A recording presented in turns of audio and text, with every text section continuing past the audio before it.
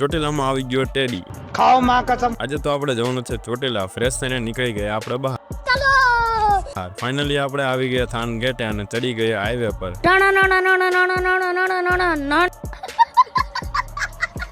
અને ફાઇનલી આપણે પોગી ગયા બાપા સીતારામની મઢુલીએ. અને અહીંયા તો પ્રસાદી હતી ચાલુ. પછી શું લઈ લીધી તેણે પ્રસાદી અને ચડી ગયા પાછા હાઈવે.